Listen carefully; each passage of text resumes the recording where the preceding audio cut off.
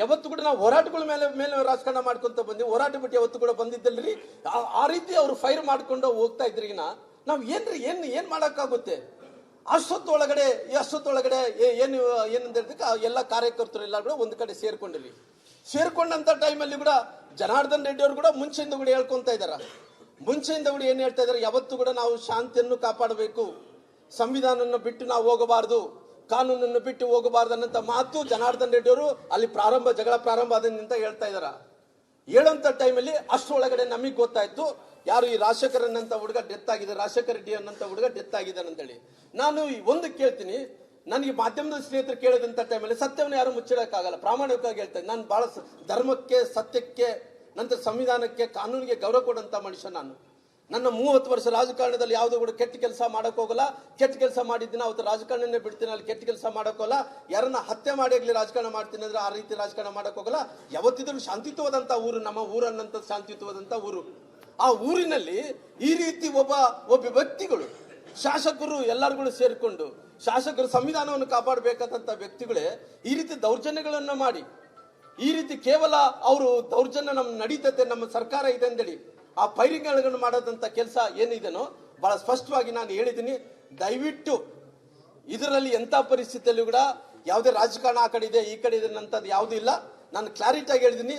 ಅವ್ರು ಗುಂಡು ಆರಿಸಿರೋಂಥ ವ್ಯಕ್ತಿ ಅವ್ರು ಸತೀಶ್ ರೆಡ್ಡಿ ಅವ್ರು ಆಗಿರ್ಬೋದು, ನಂತರ ಇಲ್ಲ ಅಂದ್ರೆ ಅವ್ರ ಬಾಡಿಗಾರ್ಡ್ಗಳಾಗಿರ್ಬೋದು, ಸರ್ಕಾರದಿಂದ ಪೊಲೀಸ್ ಮೇಲ್ನೋಟಕ್ಕೆ ನಾನು ನೋಡ್ತಾ ಇದ್ರಿಗಿನ ಇದು ಫೈರಿಂಗ್ ಏನಿದೆನೋ ಪೊಲೀಸ್ ಇರೋದ್ರಿಂದ ಆದಂತ ಫೈರಿಂಗ್ ಅಲ್ಲ ಅನ್ನಂತ ಸ್ಪಷ್ಟೀಕರಣ ಕೂಡ ಕೊಡ್ತೀನಿ ನಾನು ಕ್ಲಿಯರ್ ಆಗಿ.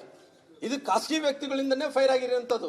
ನಾನು ಹೇಳ್ತಾ ಇದ್ದೀನಿ ನೋಡ್ರಿ, ಮಾಧ್ಯಮಗಳ ಸ್ನೇಹಿತರ ಮುಂದೆ ಹೇಳಿದೆ, ದಯವಿಟ್ಟು ತಾವು ನೋಡ್ರಿ, ನಾನು ತಪ್ಪು ಮಾಡಿನಂದ್ರೆ ಅವ್ರ ಪೊಲೀಸರು ಏನ್ ಕ್ರಮ ತಗೊಂತಾರೆ ತಗೊಳ್ಳಿ. ನಮಗೆ ಆ ಸಂಸ್ಕಾರದಿಂದ ಬೆಳೆದಂತವ್ರು ಅಲ್ರಿ, ಆ ಸಂಸ್ಕಾರದಿಂದ ಬೆಳೆದಂತವ್ರು. ನಮ್ಮ ತಾಯಿ ತಂದವರು ಹೋರಾಟದ ಮೂಲಕ ಮಾಡ್ಬೇಕು ಮಗನೇ, ನೀನ್ ಯಾವತ್ತಿದ್ರೆ ಕೂಡ ನೀನೇನು ದೌರ್ಜನ್ಯ ಮಾಡಿ ರಾಜಕಾರಣ ಮಾಡ್ತೀನಿ ಅಂದ್ರೆ ಅವತ್ತು ದಿನ ಜನ ನಿನ್ನ ಮೂಲಿಗೆ ಕೂಡಿಸ್ತಾರ ಅಂತ ಹೇಳಿದ್ರು. ನಾವು ಯಾವತ್ತು ಕೂಡ ರಾಜಕಾರಣದಲ್ಲಿ ಗೆಲಿಲಿ ಸೋಲಿಲಿ ನಾವು ಧರ್ಮದ ಪರವಾಗಿದ್ದಂತ ವ್ಯಕ್ತಿಗಳು ಇವತ್ತಂತ ಪರಿಸ್ಥಿತಿಯಲ್ಲಿ ಅವರು ಏನು ಫೈರ್ ಮಾಡಿದಾರೋ, ನಾನು IG ಸಾಹೇಬರಿಗೆ, IG ಮೇಡಮ್ ಅವರಿಗೆ ಒಂದೇ ಮಾತು, ಮೇಡಮ್ ಅವರೇ ಇದು ಕೊಲೆ ಆಗಿದೆ, ಪಾಪ ಒಬ್ಬ ಅಮಾಯಕ ವ್ಯಕ್ತಿ ಅವನು ತೀರ್ಕೊಂಡು ಹೋಗಿದಾನ. ಆ ಮನುಷ್ಯನಿಗೆ ನ್ಯಾಯ ಸಿಗ್ಬೇಕಂದ್ರಿಗಿನ ಯಾರು ಗನ್ನಿಂದ ಯಾರಿಗೆ ಗುಂಡು ಹಾರಿದೆ, ಯಾರು ಆರಿಸಿದಾರ ಆ ದೇಹದಲ್ಲಿ ಯಾವ ಗುಂಡಿದೇನೋ ಅದನ್ನು ಪತ್ತೆ ಹಚ್ಚಿರಿ ಅಂತ ಕೇಳಿದ್ದೀನಿ ನಾನು. ಇವತ್ತು ನಮ್ಮ ಕಡೆ ಇರೋಂಥ ಗನ್ಮ್ಯಾನ್ಗಳು 2 ಗನ್ಮ್ಯಾನ್ಗಳು ರೀ, ಒಬ್ರು ಬರ್ತಾರ್ರಿ, ಒಬ್ರು ಬರಲ್ರಿ. ಒಬ್ರು ಡ್ಯೂಟಿ ಇದ್ದಿದ್ದ ದಿನ ಬಂದು ಬರ್ತಾರ್ರಿ, ಇನ್ನೊಂದು ಡ್ಯೂಟಿ ಇದ್ದಿದ್ದ ದಿನ ಅವ್ರು ಅಬ್ಸೆಂಟ್ ಆಗ್ತಾರೆ, ಇವ್ರು ಬರ್ತಾರೆ. ನಮಗೆ ಒಂದು ಗನ್ಮ್ಯಾನ್ 2 ಗನ್ಮ್ಯಾನ್ ಇದಾರ. ಜನಾರ್ದನ್ ರೆಡ್ಡಿ ಹತ್ರ ಏನು 4 ಮಂದಿ ಗನ್ಮ್ಯಾನ್ ಇದಾರೆ. ಅವ್ರು ಗಂಗಾವತಿಯಲ್ಲಿ ಇರೋ ಕಾರಣ ಅವ್ರಿಗೆ 4 ಗನ್ಮ್ಯಾನ್ ಇದಾರ್ರಿ. ಹಂಗಾಗಿ ಅವ್ರು 4 ಗನ್ಮ್ಯಾನ್ಗಳ ಹತ್ರ, ನಮ್ಮ ಇತ್ತಂತ ಗನ್ಮ್ಯಾನ್ಗಳ ಹತ್ರ, ಸೋಮಶೇಖರ್ ರೆಡ್ಡಿ ಇರೋಂಥ ಗನ್ಮ್ಯಾನ್ಗಳ ಜೊತೆ ಅವ್ರೆಲ್ಲರೂ ಕೂಡ ಬುಲೆಟ್ಗಳು ಎಲ್ಲ ಲೆಕ್ಕ ಇರ್ತತ್ರಿ, ಯಾವ ಮುಚ್ಚಿಡಕ್ಕಾಗಲ್ಲ. ಬುಲೆಟ್ ಎಲ್ಲ ಕೂಡ ಲೆಕ್ಕ ಇರೋಂಥ ಟೈಮಲ್ಲಿ ಅವ್ರು ಲೆಕ್ಕ ಮಾಡ್ಕೊಳ್ಳಲ್ಲ. ಅದು ಬಂದು ಪೊಲೀಸರು ಕೊಡ್ತಾ ಇರುವಂತ ಬುಲೆಟ್ ಬಂದು 0.35 ಪೊಲೀಸರು ಕೊಡ್ತಾ ಇರೋಂಥದ್ದು. ಇವ್ರು ಆರಿಸಿದಂತ ಗುಂಡು ಯಾವುದು 0.76 ಗುಂಡನ್ನ ಆರಿಸಿದಾರ ಇವತ್ತು. ಹಂಗಾಗಿ ನಾನು ಏನ್ ಹೇಳ್ತಾ ಇದ್ದೀನಿ, ನೀವು ಫೋರೆನ್ಸಿಕ್ ಕೊಡ್ರಿ, ಈ ಫೋರೆನ್ಸಿಕ್ ಕೊಡ್ರಿ, ಯಾರು ಇಲ್ಲನಕ್ಕಾಗಲ್ಲ. ಫೋರೆನ್ಸಿಕ್ ಕೊಟ್ಟು ಆಮೇಲೆ ಯಾರು ತಪ್ಪಿದಸಿದ್ರು ಅವ್ನು ಏನು ಕಾನೂನು ಕ್ರಮ ತಗೋಬೇಕಾ ತಗೊಳ್ರಿ ಅನ್ನಂತ ಮಾತನ್ನು ಹೇಳಿದ್ರಿ. ಅವ್ರು ಹೇಳ್ತಾ ಇದ್ರು, ಇಲ್ರಿ ನಾನು ಮನಸ್ಸು ಮಾಡಿದ್ರಿಗಿನ ಬಳ್ಳಾರಿನ ಭಸ್ಮ ಮಾಡ್ತಾ ಇದ್ದೆ, ಬಳ್ಳಾರಿ ಜನಾರ್ದನ್ ರೆಡ್ಡಿ ಅವ್ರ ಮನೆ ಸುಟ್ಟಾಗ್ತಿದ್ದಿ ಅಂದ್ರೆ ಅವರೆಲ್ಲ ಪ್ರೀ ಪ್ಲಾನ್ ಮಾಡಿಕೊಂಡಿರೋ ಕಾರಣ. ಯಾವ ರೀತಿ ಪ್ರೀ ಪ್ಲಾನ್ ಅಂದ್ರೆ, ನಾನು ಎಲ್ಲ ಟಿವಿಗಳಲ್ಲಿ ನೋಡ್ತಾ ಇದ್ರಿ. ನೋಡಂತ ಟೈಮಲ್ಲಿ ಒಬ್ಬನು ಆ ಪೆಟ್ರೋಲ್ ಬಾಟಲ್ಗಳು ಹಿಡ್ಕೊಂಡ್ರಿ, ಪೆಟ್ರೋಲ್ ಬಾಂಬ್ ಅಂತಾರ ನೋಡ್ರಿ, ಆ ಬೀರ್ ಬಾಟ್ಲಲ್ಲಿ ಪೆಟ್ರೋಲ್ ಹಾಕ್ತಾರ್ರಿ. ಪೆಟ್ರೋಲ್ ಹಾಕಿದ ನಂತರ ಮುಚ್ಚೋದು ಬಟ್ಟೆ ಹತ್ರ ಮುಚ್ಚುತ್ತಾರ್ರಿ. ಆ ಬೆಂಕಿ ಹಚ್ಚಿ ಒಗದ್ರಿ, ಡಮ್ ಅಂತೇಳಿ ಬ್ಲಾಸ್ಟ್ ಆಗ್ತಾವ್ರಿ. ಅದೆಲ್ಲ ಹೊಡೆದಾರ್ರಿ. ಆಮೇಲೆ ಅವರೆಲ್ಲ ನೋಡ್ರಿ, ಅದು ಹಿಡ್ಕೊಂಡು ಹೋಗಂತ ಪೊಲೀಸರು ಹಿಡ್ಕೊಂಡಾರಿ. ನಾನು ಹೇಳ್ತಾ ಇಲ್ಲ, ಲೈವ್ ಅಲ್ಲಿ ಕಾಣ್ತಾ ಇದ್ರಿ. ಅವ್ರು ಹೇಳಿದಂತ ಮಾತು ಜನ, ಇವರು ಭರತ್ ರೆಡ್ಡಿ ಅವರು ಹೇಳಿದಂತ ಮಾತನ್ನು ಅವ್ರ ಮನೆ ಸುಡ್ತಾ ಇದ್ದೆ, ಬಳ್ಳಾರಿ ಸುಡ್ತಾ ಇದ್ದೆ, ಅದಕ್ಕೋಸ್ಕರ ಪ್ಲಾನ್ ಆಗಿ ಮಾಡ್ಕೊಂಡೆ ಏನು ಭರತ್ ರೆಡ್ಡಿ ಅವರು ಪೆಟ್ರೋಲ್ ಬಾಂಬ್ಗಳು ತಂದಾರೆ ಅನ್ನೋದು ಗೊತ್ತಿಲ್ಲ ರೀ, ನಮಗೆ ಗೊತ್ತಿಲ್ಲ ರೀ. ಅದು ಪೊಲೀಸರು, ನಾನು ಅಲ್ಲಿ ಬೆನ್ನತ್ತಂತ ಟೈಮಲ್ಲಿ ಒಂದು ಆಟೋ ನೋಡ್ತಾ ಇದ್ದೆ, ಆಟೋಗಳಲ್ಲಿ ಹಿಡ್ಕೊಂಡು ಹೋಗ್ತಿದ್ರೆ ಅವನ ಆಟೋವನ್ನು ಬಿಟ್ಟು ಹೋಗ್ತಿದ್ದ, ಅಲ್ಲಿ ಬಾಟಲ್ಗಳು ಬೀಳ್ತಾ ಇದ್ದು, ಅದೆಲ್ಲ ಕೂಡ ಪೆಟ್ರೋಲ್ ಆಗಿತ್ತು ಅನ್ನೋ ಮಾತನ್ನು ಬಹಳ ಸ್ಪಷ್ಟೀಕರಣದಿಂದ ನಾನು ಹೇಳಬೇಕಾಗುತ್ತೆ. ಹಂಗಾಗಿ ಇವತ್ತು ಆ ರೀತಿ ಮಾಡಿದಂತ ಟೈಮಲ್ಲಿ ಆ ಭರತ್ ರೆಡ್ಡಿ ಅವರು ಹೇಳಿದಂತ ಮಾತುಗಳು, ಜನಾರ್ದನ್ ರೆಡ್ಡಿ ಮನೆ ಸುಡ್ತಾ ಇದ್ದೆ, ಬಳ್ಳಾರಿನ ಸುಟ್ಟು ಬಿಡ್ತಾ ಇದ್ದೆ, ಬಳ್ಳಾರಿನ ಭಸ್ಮ ಮಾಡ್ತಾ ಇದ್ದೆ, ಆ ಭಸ್ಮ ಮಾಡ್ತಾ ಇದ್ದೆ, ಬಳ್ಳಾರಿನ ಜನಾರ್ದನ್ ರೆಡ್ಡಿ ಮನೆ ಸುಡ್ತಾ ಇದ್ದೇನೆ ಅಂದ್ರಿನ ಇವತ್ತು ಕ್ಲಿಯರ್ ಆಗಿ ಗೊತ್ತಾಯ್ತಲ್ಲ, ಭರತ್ ರೆಡ್ಡಿ ಅವರು ಪ್ಲಾಂಡ್ ಆಗಿ ಆ ಪೆಟ್ರೋಲ್ ಬಾಂಬ್ ಎಲ್ಲ ತಗೊಂಡು ಬಂದಿರೋದು ನೋಡ್ತಾ ಇದ್ರಿನ ಪ್ಲಾಂಡ್ ಆಗಿ ಭರತ್ ರೆಡ್ಡಿ ಅವರು ಇದೆಲ್ಲ ಕೂಡ ಷಡ್ಯಂತ್ರ ಫಿಕ್ಸಿಂಗ್ ಮಾಡ್ಕೊಂಡೆ ಬಂದಿರೋದು ಅಂತ ತಿಳ್ಕೊತೀನಿ. ನಾನು ಬಹಳ ಸ್ಪಷ್ಟೀಕರಣ ಕೊಡ್ತೀನಿ. ಅವ್ರು ಹೇಳ್ತಾರೆ ಅಂತ ಮಾತೇನು ಇಲ್ಲ, ಮಹರ್ಷಿ ವಾಲ್ಮೀಕಿಯವರ ಪುತ್ಥಳಿಯನ್ನು ನಾವು ಅನಾವರಣ ಮಾಡ್ತಾ ಇದ್ವಿ, ನಮ್ಮ ಅನಾವರಣ ಮಾಡಕ್ಕೆ ಬಿಡ್ತಾ ಇಲ್ಲ ಅನ್ನಂತ ಮಾತುಗಳು ನಾನು ಕೇಳ್ತೇನೆ. ನೋಡ್ರಿ, ಮಹರ್ಷಿ ವಾಲ್ಮೀಕಿಯವ್ರನ್ನ ಇದು ಮಧ್ಯದಲ್ಲಿ ತರೋದು ಬೇಕಾಗಿಲ್ಲ.